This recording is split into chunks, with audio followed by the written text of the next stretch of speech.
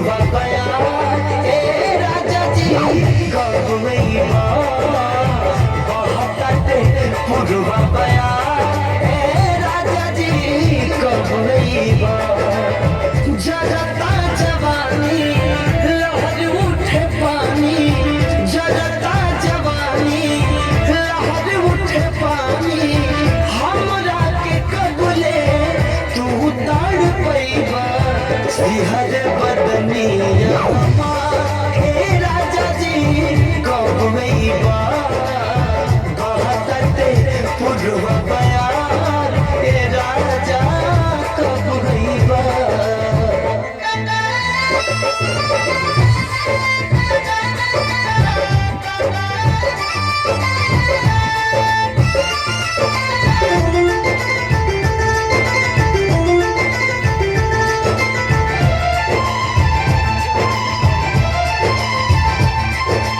गर्मी में छोड़ी गई हो जाड़ा में न अइला हो कहुना सब दिन के पीछे हमरा के भूलैला हो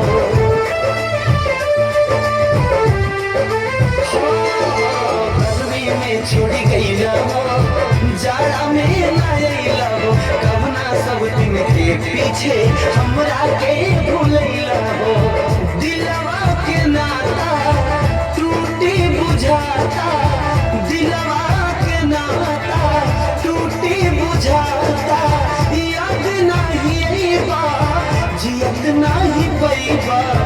बीत जाई सगरी बहार ए राजा जी गवैया बहताटे पुरवा बया ए राजा गवैया।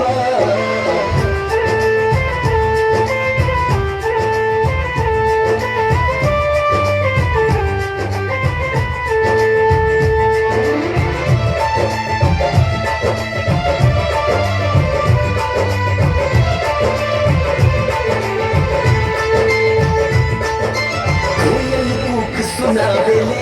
तोहरा के बोलावेले प्यार में पागल मनवा के असरा रोज धरावेले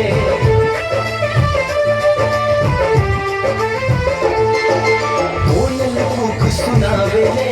तोहरा के बोलावेले प्यार में पागल मनवा के असरा रोज धरावेले कही के तू गईला काहे नहीं अइला कही के तू गईला काहे नहीं अइला हम नहीं चलली हमें बिसरैबा काहे ला तू कैला करार ए राजा जी गवैया बहताटे पुरवा बया ए सैया गवैया।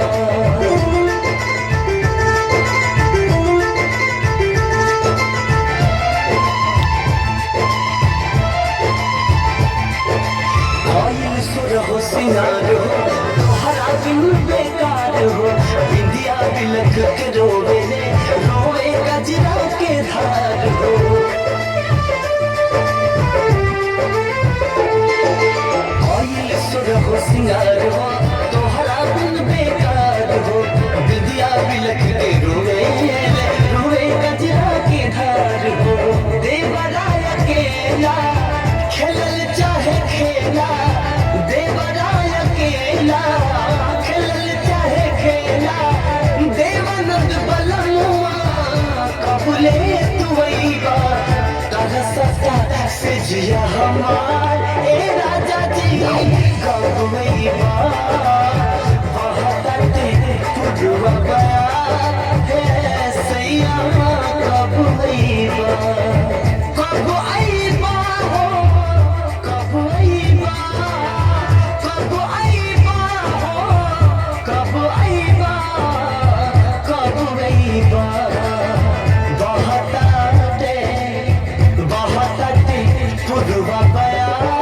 ए राजा जी गवैया बहताटे पुरवा बया ए राजा जी गवैया।